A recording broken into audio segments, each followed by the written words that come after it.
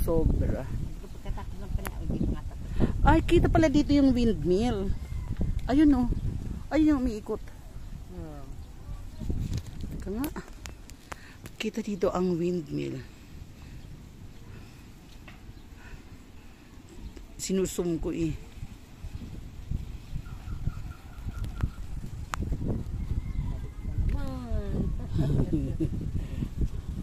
Ayan yung mga fish cage. Yung mga, anong tawag nito sa Tagalog? Yung mga boat. Yung basta cage. Yung anuhan ng isda. Ayan o. Baklad. Imagine mo yun na amin nilakad. I-imagine mo yun na amin nilakad paakyat. Sabi ko, imagine mo yun. Fish pond ba? Fish pond.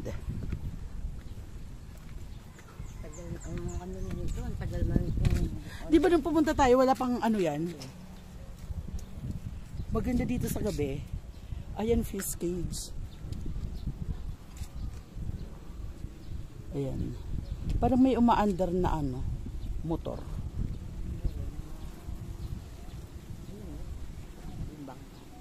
Maraming bangka. Maraming ano siya. Marami siyang, anong tawag nito? Yung sa fish cage, may mga bahay-bahay na maliliit. Anong tawag nan? Kubo nila ng tagabantay. Eh, saan yung mga namimingwit? Pag ako namingwit dyan sa loob niyan. Di ba para sigurado? Yan ang sila sa tabi. Hindi sa loob ng pistin. Hindi, doon sa loob. Bagayong siguro yung may-ari. Yung oo. May bangka. Para makita. Uy, ang dami, no?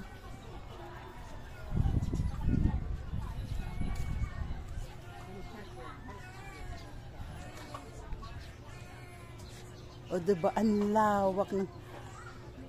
Kalili. Ang lawak ng aking fish. Ang lawak ng aking fish pen.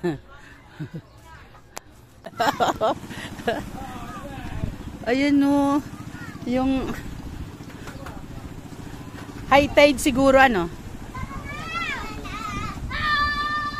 Ayun no.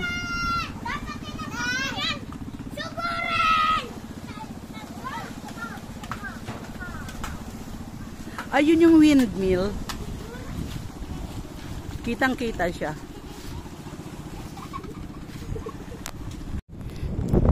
Dito kami sa pretil ng Nagsulo. O ayan, ayan may padating na bangka. Hinihintay namin ang laman, sasakay.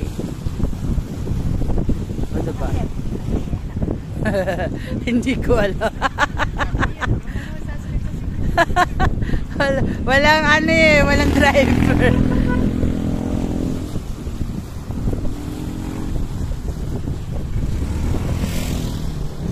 Kuya, walang pasahero.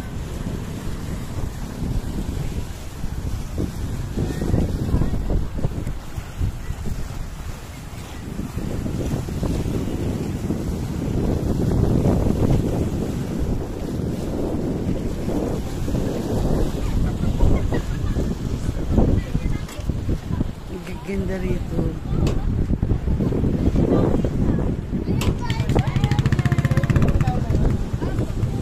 Ayan. Tara.